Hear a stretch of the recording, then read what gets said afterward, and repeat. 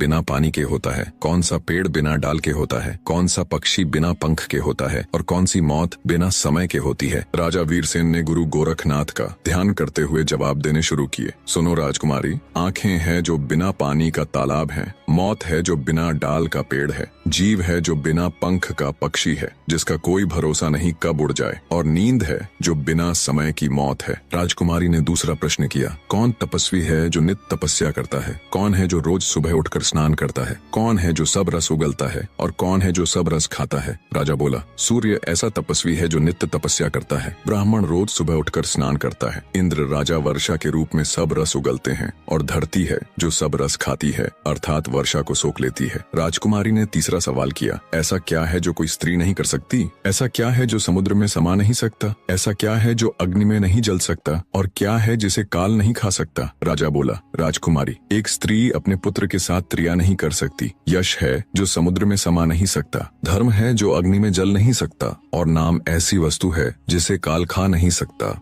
राजा की हाजिर जवाबी और सटीकता के साथ सवालों के जवाब देते देख राजकुमारी आश्चर्य के साथ साथ प्रसन्न भी थी। उसने चौथा सवाल किया, ऐसा क्या है जो बचपन में 30 गज का, जवानी में 4 गज का, बुढ़ापे में 60 गज का और मरने के बाद अंत नहीं। राजा बोला, सुनो राजकुमारी, किसी भी वस्तु या इंसान की परछाई ही एकमात्र ऐसी चीज है जो दिन में 30 गज की, दोपहर में 4 गज की, शाम के समय 60 गज की और रात में अनंत हो जाती है। राजकुमारी बोली, आप ठीक कह रहे हैं राजन, अब मेरे 5वें सवाल का जवाब दो, वह क्या है जो हमेशा बदलता रहता है पर कभी नहीं बदलता। राजा वीरसेन बोला, राजकुमारी, वह है परिवर्तन का नियम। संसार में सब कुछ बदलता रहता है लेकिन यह सत्य कभी नहीं बदलता कि परिवर्तन ही संसार का नियम है। जो इसे समझ लेता है वह जीवन के उतार चढ़ाव में शांति पाता है। राजा वीरसेन के जवाबों से अब तक पूरी तरह संतुष्ट राजकुमारी सत्यभामा कहती है, बहुत खूब राजन, अब मेरे 6ठे प्रश्न का जवाब दीजिए। अगर हर चीज पहले से तय है यानी हमारा भाग्य, तो फिर कर्म करने की क्या जरूरत है।